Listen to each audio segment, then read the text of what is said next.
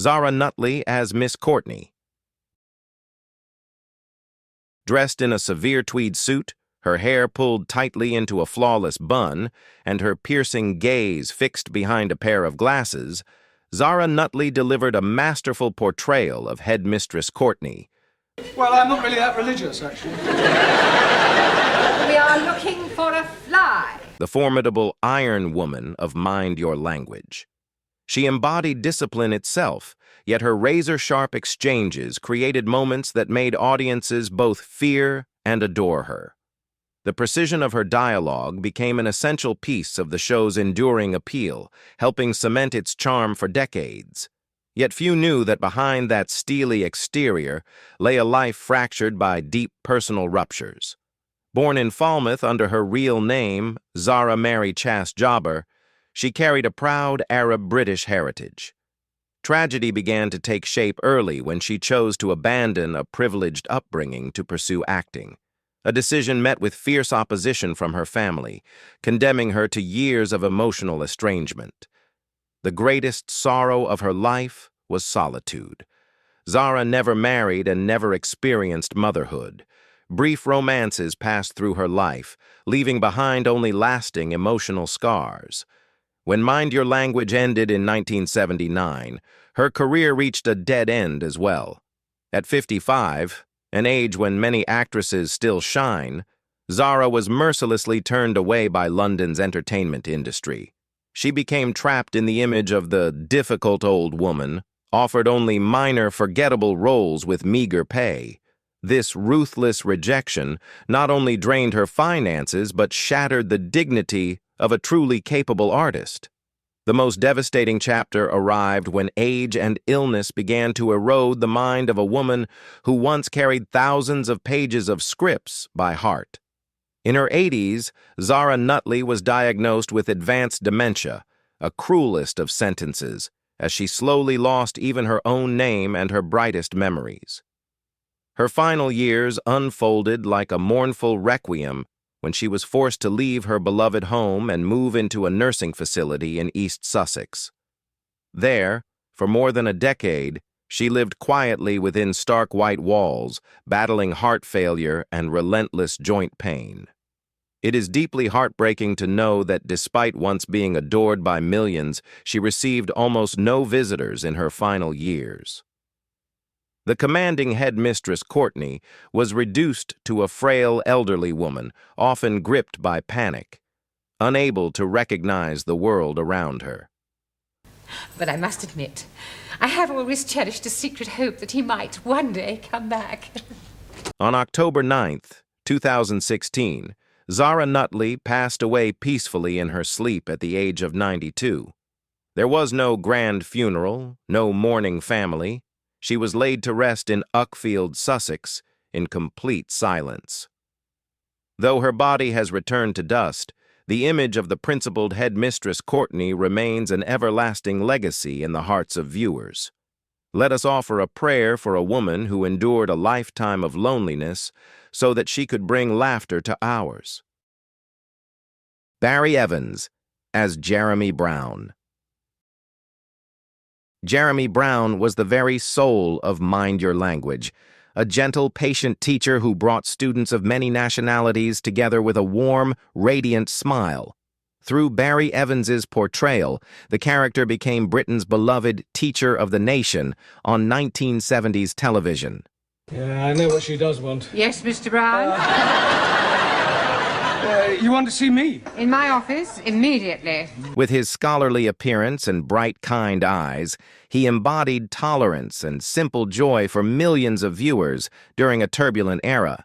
You could say that, but from my experience, they're usually interfering old fogies.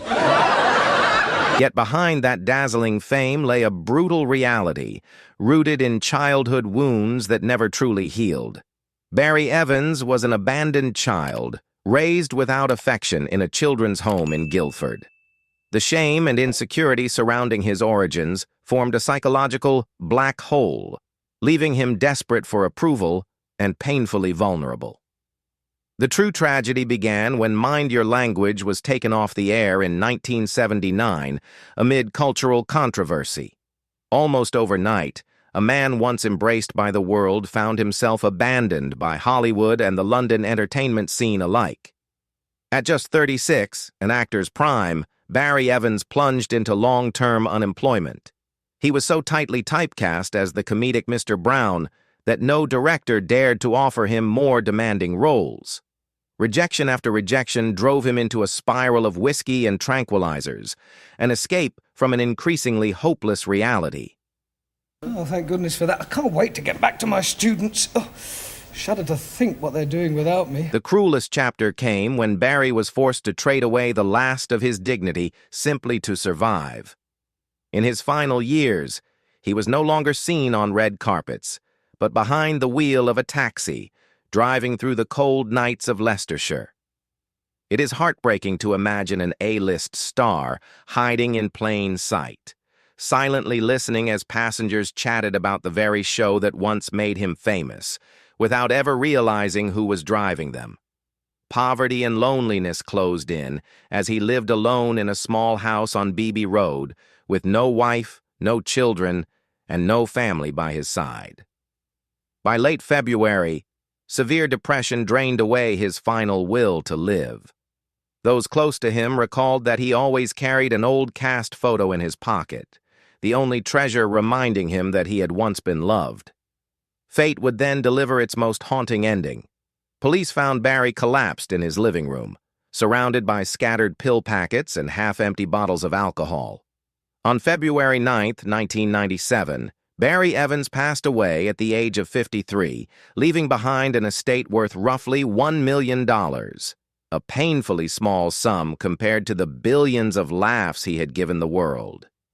He was cremated at Golders Green, leaving an irreplaceable void in the hearts of fans.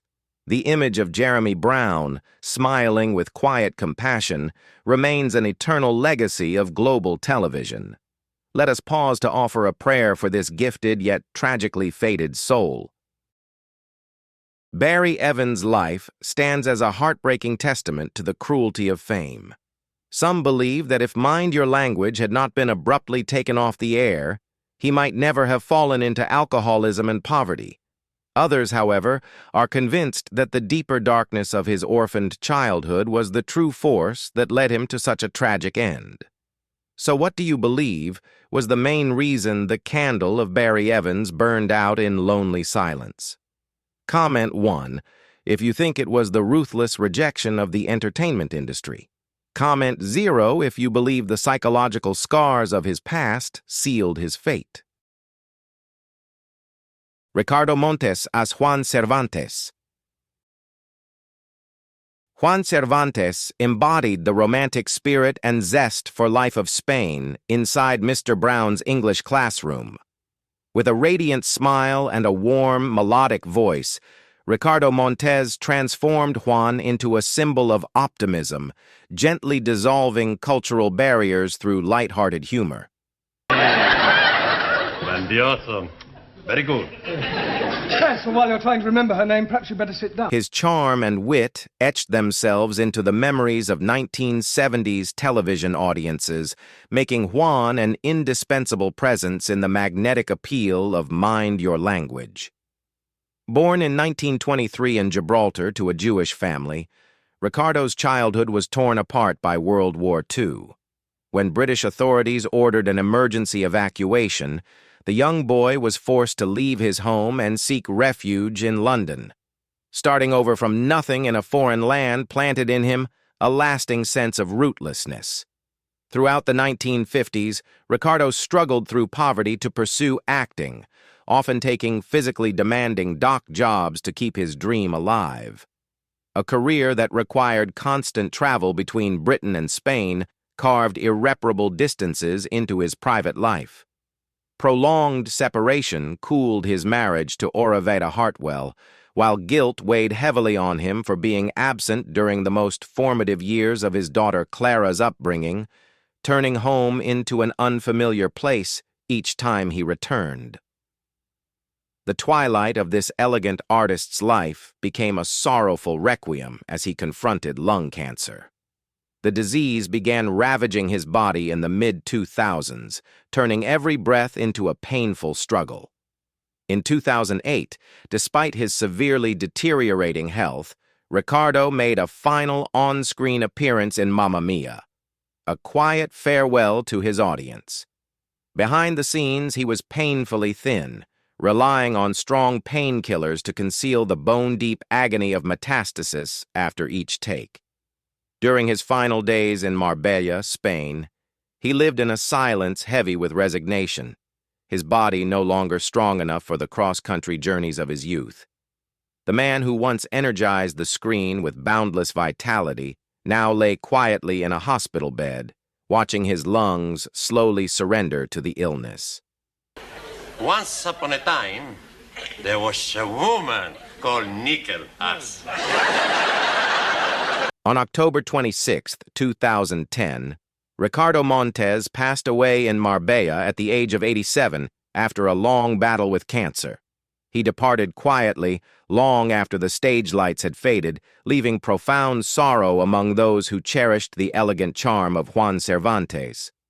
Yet his optimism and radiant smile remain a precious legacy, continuing to warm the hearts of audiences across generations. Albert Moses as Ranjit Singh. With his thick beard, distinctive turban, and his endlessly repeated apologies, Ranjit Singh became a symbol of sincerity and forgiveness in Mr. Brown's classroom. Through the performance of Albert Moses, the character was more than a source of laughter. He embodied the quiet perseverance of immigrants striving to belong. I was told to be taking a number 27 omnibus, and I complied. But it went in a backward direction. With gentle eyes and a courteous manner, he left a warm imprint on the hearts of British audiences in the 1970s, turning Ranjit into one of the most beloved faces in television history of that era. Behind that pure on-screen smile, however, lay the turbulent life of a man forever far from home. Born in Gampola, Sri Lanka in 1937, Albert Moses had to struggle early on to pursue an artistic dream his family dismissed as unrealistic. His youth was spent wandering from India to Africa before he finally settled in London. This restless touring career took a heavy toll on his private life. Long geographic separations and irreconcilable cultural differences slowly pushed his marriage into crisis. Though he had 3 children, the constant movement between countries in search of roles meant he rarely experienced the simple comfort of a complete family meal. The lonely years spent in the West, compounded by harsh racial discrimination in British society during the 1960s, left a lingering emotional wound, trapping him in a fragile state, forever suspended between 2 cultures, never fully at home in either. As he entered his 70s, instead of enjoying a peaceful old age, Albert Moses was drawn into a merciless cycle of illness and profound loneliness. Demanding backstage work schedules combined with chronic high blood pressure drained his remaining strength.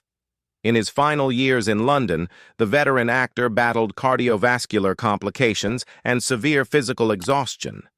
Alone in an empty house, he often had to endure dizzy spells caused by dangerous spikes in blood pressure, without the steady care of loved ones.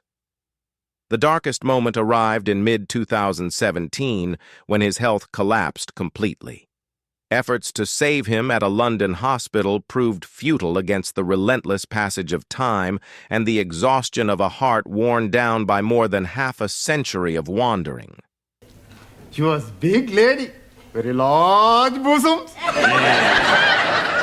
The image of Ranjit, always eager to help others, now lying silently in a hospital bed, surrounded by the cold stillness of London, is a reality that leaves anyone who knew his story deeply shaken.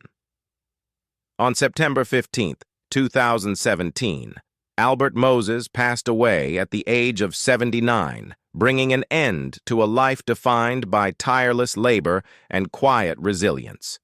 His final wish was to return to his homeland, and his body was laid to rest at St. Andrew's Church in Gampola, Sri Lanka. His passing closed the journey of a cultural bridge builder, a man who devoted his life to softening prejudice and fostering understanding. Dino Shafeek as Ali Nadim. Ali Nadim burst into Mr. Brown's classroom like a rush of pure energy, armed with quick-witted exchanges and his unforgettable catchphrase, "Oh, blimey!" Through Dino Shafeek's vibrant performance, the cheerful Pakistani student became the perfect balance between comedy and gentle cultural clashes. We are also pleased to be meeting you. I am Brown. Oh, no. With his radiant smile and remarkable linguistic agility, Dino quickly won the hearts of viewers, turning Ali into one of the most beloved supporting characters on British television in the late 1970s. Behind the camera, however, lay a journey marked by deep injustice, one Dino had endured since immigrating to Britain in 1958. Born in Dhaka, Bengal in 1930, he arrived with a sincere artistic dream, only to see it battered by the harsh racial prejudice of Western society at the time. For decades, his talent was confined to stereotypical roles, where he was expected to exaggerate foolishness and clumsiness to satisfy local assumptions. For a gifted actor to repeatedly lower his dignity by playing the comic Asian on major stages was a quiet humiliation that weighed heavily on his sensitive spirit. One to be holding the tits, and one to be pulling the goat up and down, up and down. Financial strain, caused by persistently low pay for Asian actors, combined with the constant fear of being pushed to the margins of the industry, plunged him into prolonged depression. Long, sleepless nights in London, haunted by doubts about his own worth, gradually damaged his nervous system and weakened a body already exhausted by relentless work. The darkest moment arrived in the mid-1980s, when years of psychological pressure manifested as severe physical collapse. Dino began suffering frequent chest pains from acute heart failure, the consequence of a life lived under constant anxiety and extreme stress. Tragedy reached its cruel peak on March 10, 1984. Just 11 days short of his 54th birthday, and while preparing for new plans with his fiancée, Leslie Didcock, his heart suddenly gave out. Dino collapsed in the arms of the woman he loved most, as dreams of marriage and a complete family were left painfully unfinished.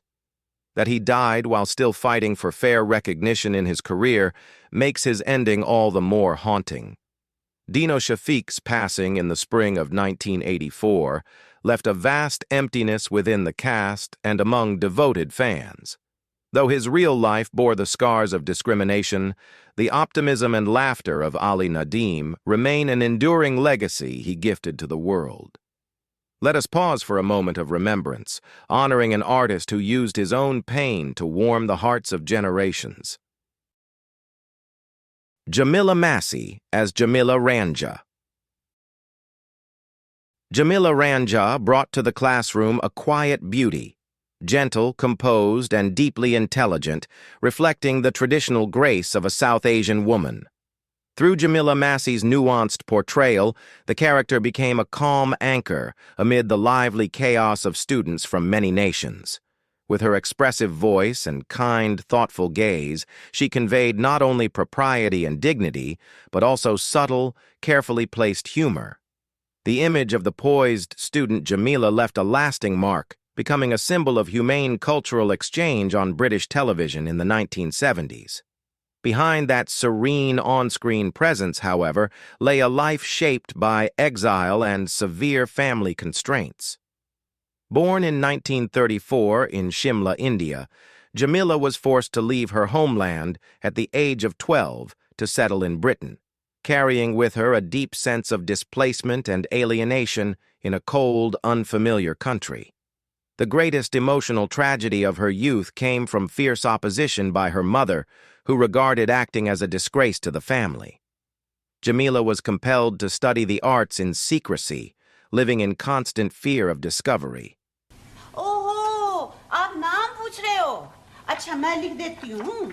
Her only source of support, her father, a World War II veteran, died suddenly while she was still young, leaving her alone at the crossroads between filial duty and personal passion. For decades, despite her natural talent, the British entertainment industry confined her to stereotypical supporting roles as the suffering immigrant. To survive in expensive London, Jamila could not rely on acting alone. She worked herself to exhaustion in multiple roles: translator, writer, and late-night radio voice artist, just to make ends meet. The relentless pressure of survival, combined with persistent rejection from major broadcasters, took a cruel toll on her health. Her private life was also marked by long silences, as she and her husband, writer Reginald Massey, were often separated for months due to work, leaving loneliness as her most constant companion. In her later years in remote Wales, she faced the painful reality of being gradually pushed aside by the currents of modern entertainment.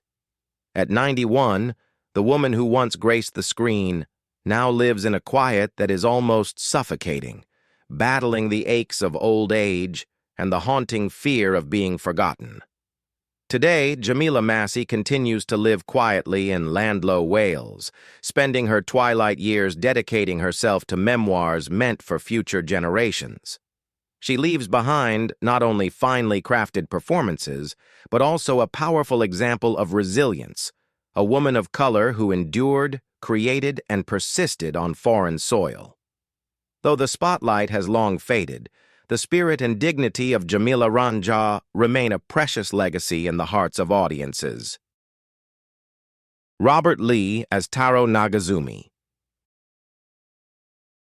Taro Nagazumi appeared as a meticulously dressed, composed Japanese businessman, approaching the study of a foreign language with quiet seriousness.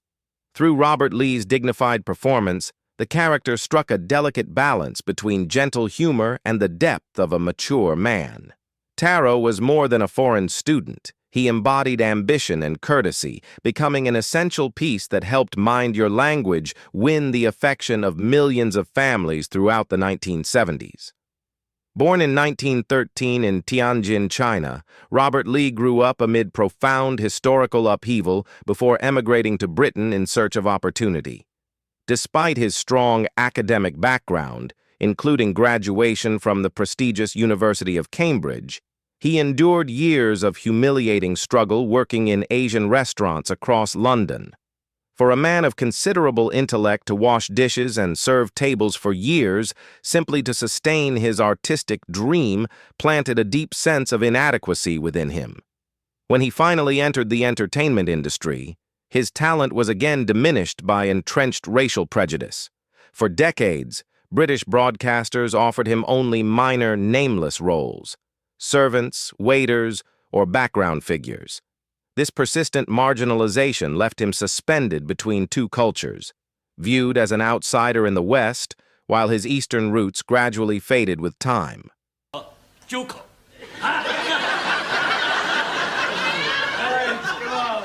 The twilight of his life unfolded as a painful elegy, marked by both physical and emotional decline. Because the pay from supporting roles was meager, Robert dared not rest even as his health deteriorated in his 70s. He pushed himself relentlessly to survive the high cost of living in London, leading to chronic exhaustion. In his final years, he battled heart and lung disease alone, without a spouse or family by his side. As his condition worsened, instead of finding comfort, he faced the industry's cold abandonment as acting offers slowly disappeared. The deepest sorrow came on December 1st, 1986, when Robert Lee passed away in Hampstead, London, just one day after turning 73. He died in absolute solitude, closing the life of a gifted man whose silent suffering no film could ever fully capture. Robert Lee's quiet passing marked the end of the journey of an artist defined by dignity and self-respect. It's good for teaching. I learned many English words from television. He transformed the pain of displacement into enduring artistic value for the world. Though the spotlight has long faded, the poise and integrity of Taro Nagazumi remain a precious legacy, cherished in the hearts of audiences across generations. Pik-Sen Lim, Chung Su-Lee. Chung Su-Lee appeared in the classroom clad in her severe attire, the ever-present little red book in hand, an embodiment of discipline and ideological conviction.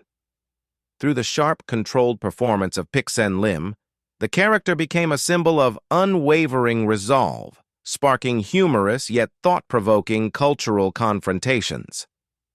Rubbish. No, China not invent rubbish. With her refined features and confident bearing, Lim portrayed a strong East Asian woman with rare authority, turning Su-Lee into one of the most influential and memorable figures on British television throughout the 1970s. Born in 1944 in Penang, Malaysia, Pik-Sen Lim left her family behind and arrived alone in Britain in 1961 at just 17 years old. Facing the cold isolation of London and an overwhelming sense of homesickness, she endured a profound psychological shock at an early age. For decades, her talent was confined to stereotypical roles, fanatical Chinese characters or submissive immigrants. She later spoke openly of the humiliation of being asked by producers to exaggerate a broken English accent to satisfy local prejudices. For a capable artist to suppress her identity and intellect in exchange for work was a quiet assault on her dignity. Years spent moving between London film sets were marked by emotional distance and consistently lower pay than her British counterparts, leaving her life suspended in a fragile space between hollow recognition and persistent insecurity. The most devastating blow came in 1991, when her life partner, the gifted writer Don Houghton, died suddenly. Losing her sole emotional anchor plunged her into a prolonged depression, forcing her to shoulder the responsibility of raising their daughter Sarah alone amid both financial and emotional scarcity. In her later years, she witnessed close friends and former co-stars, such as Barry Evans and Dino Shafeek, pass away in tragic circumstances, leaving her with the haunting sorrow of the one who remains behind. The darkest period arrived when her health finally collapsed under the weight of age-related complications. On June 9, 2025, Pik-Sen Lim passed away in Ludlow at the age of 80. The woman who once radiated strength on screen ended her earthly journey in the suffocating silence of an empty home. Pik-Sen Lim's passing in the summer of 2025 marked the closing of a chapter for the first generation of Asian actors to find success in Britain. She left behind not only sharply defined performances, but also a legacy of resilience in the face of racial prejudice. The images of Chung Su-Lee endure as a precious testament, continuing to warm the hearts of audiences across generations. Kevork Malikyan as Maximillian Papandreous.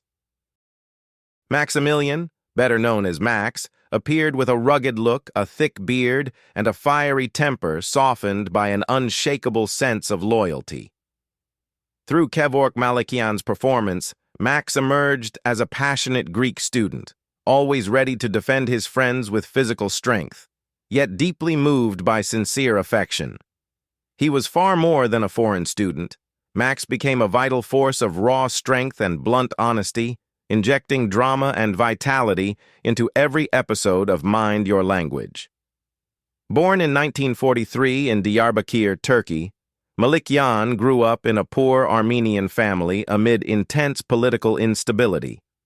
A heartbreaking turning point came when he was just 10 years old, as his parents were forced to send him to a seminary in Istanbul to be trained as a priest, hoping it would secure him a stable future.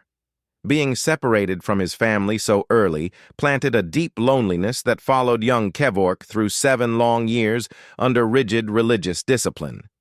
As he reached adulthood, he fell into a profound psychological crisis, torn between spiritual duty and a burning passion for the arts. His decision to abandon the priesthood and travel to London in 1963 to study drama caused a painful rupture with his community. In his early days in Britain, he struggled with language barriers, lived in cheap rented rooms, and worked as a dishwasher to pay tuition at Rose Bruford College. a harsh reality for a young immigrant with no family to rely on.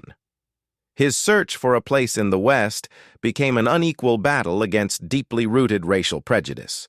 Throughout the 1970s and 1980s, Kevork's Middle Eastern appearance led to repeated rejections by British directors, or limited him to hostile roles as villains and terrorists. This dismissal of his talent carved deep depressions within him, fueling constant self-doubt despite his exceptional acting skill. The darkest period arrived when he witnessed close friends from the cast fall one by one into tragedy. The anguished death of Barry Evans in 1997, followed by the sudden loss of Dino Shafeek, left wounds that never fully healed. Even in later years, despite achieving long-awaited success in major films such as Indiana Jones and The Last Crusade and The Promise, Kevork carried a quiet sadness. He often grappled with survivor's guilt, questioning why he was granted recognition while other gifted colleagues ended their lives in poverty and illness. Today, Kevork Malikyan continues his artistic journey in his homeland of Turkey, though a part of his soul remains within those nostalgic frames of classic television. He stands as a living testament to iron will, an artist who walked through the darkness of discrimination to affirm his integrity. His legacy endures in the image of Max, fiercely loyal, unyielding, and a symbol of perseverance in the face of adversity. Françoise Pascal as Danielle Favre. Danielle Favre was a magnetic presence in Mr. Brown's classroom, captivating every gaze with her chic French style, flirtatious eyes, and passionate declarations of love.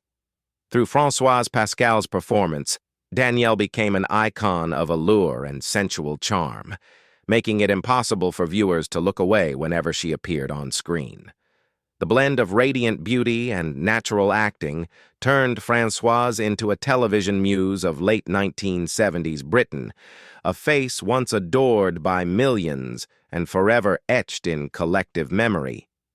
In stark contrast to her on-screen confidence, Françoise's real life unfolded as a series of deep disappointments, beginning with the sudden loss of her father when she was just 14, in Mauritius. Losing her emotional anchor so early left her vulnerable and unsteady, especially amid the temptations of the entertainment world. When she entered Hollywood, her striking beauty became a double-edged sword, a sentence that restrained her true talent. Producers confined her to shallow sex symbol roles, where a woman's worth was measured only by her curves. This intellectual humiliation pushed Françoise into prolonged depression. In an attempt to escape being treated as mere decoration, she fell into cycles of drugs and tranquilizers. At the height of her fame, she was already battling physical exhaustion and long nights of hallucination, isolated in the very capital of cinema that celebrated her looks while turning away from her inner pain. The darkest phase arrived when Françoise's trust was repeatedly shattered by toxic relationships. She endured a string of failed romances with powerful men, each ending in manipulation and bitter betrayal. By 1987, with her career at its lowest point and finances depleted, she was forced to leave the United States in quiet defeat and return to Britain to start again from nothing. Yet the harshest trial came from within her own body when she was diagnosed with advanced cancer. Brutal chemotherapy stripped away her blonde hair and glowing skin, reducing the woman who once dazzled the screen to a frail figure confined to a hospital bed. Throughout the long treatment, she faced crippling pain and physical disfigurement largely alone, without a shoulder to lean on. Watching a former symbol of desire fight for her life in near-media silence was a heartbreaking reality, one that laid bare the cruelty of time and the ruthless cycle of abandonment within the entertainment industry. Today, Françoise Pascal lives quietly in Britain, continuing to cope with the lasting health effects of her illness at the age of 76. Though the spotlight has long faded, the image of Danielle, vibrant and full of life, remains a cherished memory in the history of global television. Having endured countless storms with quiet courage, she transformed the scars of her life into a deeper well of compassion and resilience. Jacki Harding as Anna Schmidt. Anna Schmidt represented the discipline and orderly precision often associated with German culture in Mr. Brown's classroom. Through Jacki Harding's performance, the character became quietly compelling, combining a stern exterior with a sincere heart that longed to be understood. Anna embodied meticulousness, creating moments of gentle humor layered with genuine human depth. The image of the blonde-haired young woman with delicate features became a cherished memory, warming the hearts of generations of British television viewers. Jacki Harding's artistic journey, however, was one of relentless effort amid persistent injustice. Anna do this, Anna do that. She is a slave driver, that Mrs. Walker. Walker.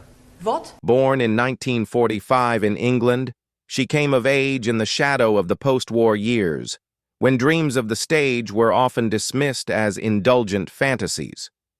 Tragedy began to surface when she entered London's theatre scene in the 1960s, an environment marked by rigid hierarchies and unforgiving gatekeeping. Despite her natural talent, Jacki was confined by the entertainment industry to stereotypical roles of the rigid foreign woman. Her career became so narrowly defined that producers saw her only through the lens of Anna Schmidt, extinguishing any real opportunity to explore deeper, dramatic leading roles. The harshest reality emerged as the unforgiving laws of age quietly pushed her name off casting lists. Entering middle age, Jacki faced the pain of being overlooked in an industry that increasingly favored youth and beauty. Acting offers grew scarce, plunging her into profound financial and emotional strain. To survive, she withdrew from the spotlight, turning to quiet work as a drama teacher to make a modest living in rural England. So he climbs back out of the window, up the fire escape, onto the roofs. The cruelty of fate cut deepest when she watched close co-stars such as Barry Evans and Dino Shafeek pass away in tragic circumstances. Now in her 80s, Jacki lives in a silence that can feel suffocating, contending with the physical aftershocks of age and an ever-present awareness of life's fragility. Today, Jacki Harding continues to devote herself to teaching, passing on her knowledge and passion to younger generations, despite having long stepped away from the screen. She stands as a testament to resilience, a woman who weathered every storm with quiet grace and an undiminished love for her craft. The images of Anna Schmidt endure as a precious legacy, an enduring beauty that time can never erase. Tommy Godfrey as Sid.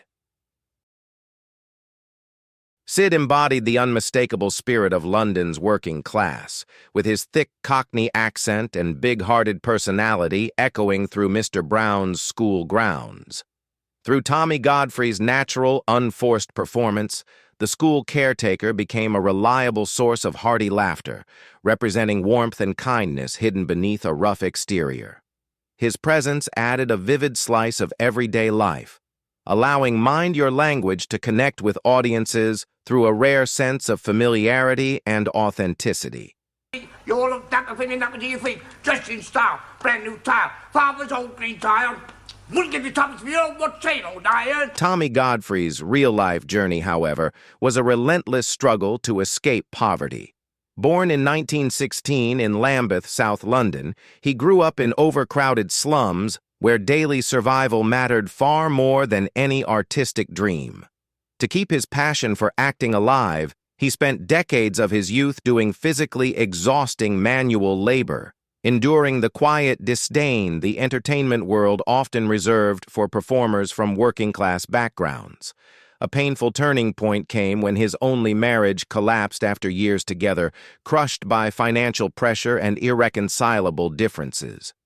The separation left a vast, emotional void, condemning him to a life of solitude for most of his remaining years.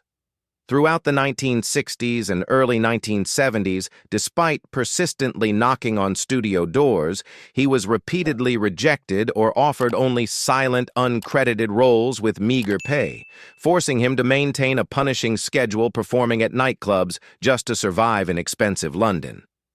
The final chapter of Tommy's life unfolded as a sorrowful requiem, when fading fame coincided with complete physical decline. His breakthrough as Sid came at 61, but the success arrived too late and lasted too briefly to compensate for decades of hardship. When the series ended in 1979, Tommy was left adrift and quickly forgotten amid the shifting tides of television. The true nightmare emerged when he was diagnosed with chronic heart and respiratory illnesses, the lasting consequences of years of overwork in harsh environments. His final days in a London nursing home were painfully bleak. By the summer of 1984, his body could no longer withstand the ravages of illness. He spent his final hours drifting in and out of consciousness, his mind seemingly trapped in old theater halls, places where the spotlight had never truly shone brightly on him. On June 24, 1984, Tommy Godfrey passed away at the age of 68. Just 4 days after his birthday. He died quietly, leaving behind a modest estate of approximately $300,000, the sum total of a lifetime of silent devotion to his craft. The image of Sid, the mischievous yet kind-hearted caretaker, remains a precious legacy, a testament to the extraordinary resilience of an ordinary artist. Iris Sadler as Gladys. Gladys the housekeeper, with her steaming tray of tea and gentle smile, became a quiet symbol of devotion within Mr. Brown's school. Through Iris Sadler's sincere, understated performance, the character radiated the warmth of a grandmother or mother, silently caring for everyone around her. I heard you the first time. Tea or coffee? Oh, ja, tea! Though her role carried few lines, Gladys's presence wove a deeply human connection, allowing audiences to feel pure affection amid the lively bustle of a multicultural classroom. Behind that welcoming on-screen demeanor lay a solitary life marked by relentless struggle. Born in 1908 in Forest Gate, London, Iris came of age between two world wars, where material hardship forged her stoic resilience. She spent nearly 40 years of her youth moving from one small theater to another across Britain, searching for a foothold. Life in dilapidated boarding houses and the burden of meager pay took an early toll on her body. Iris's personal life was a long, quiet pause. She lived almost her entire life single, with no husband, no children, and no close family to rely on. London's entertainment world, steeped in prejudice, confined her to stereotypical roles as maids and tea ladies, burying her true ambition to portray characters of psychological depth beneath the dust of time. Already in her 70s, when she appeared in Mind Your Language, the modest fees from supporting roles were not enough to cover daily living and the rising cost of medical care in Britain. She accepted every small acting offer that came her way, even as her eyesight faded and her legs trembled from relentless joint pain. When the series ended, she slipped quickly into obscurity, living quietly in a small house in Northamptonshire. The feeling of being forgotten after more than half a century of devotion cut deeply into the soul of the aging artist. Cruelty reached its peak in the winter of 1991, when her health collapsed under the weight of age-related complications. Her final days in a hospital bed in Wellingborough were profoundly heartbreaking, without close relatives at her side to keep vigil or share her pain. On January 12, 1991, Iris Sadler passed away at the age of 82, closing a life defined by devotion to the very end. She died quietly, leaving behind an estate of approximately $200,000, the modest reward of a lifetime spent giving without rest. The image of Gladys, smiling with quiet compassion, remains a precious legacy, continuing to warm the hearts of audiences across decades. As we close these tear-stained chapters, we are reminded that behind the joyous laughter of Mind Your Language lay lives given to the very end. They endured storms, prejudice, and profound loneliness to offer the world moments of timeless joy. In the rush of modern life, have we forgotten these silent artists? Leave a rose of remembrance in the comments, and subscribe to join us in honoring the legends of a bygone era.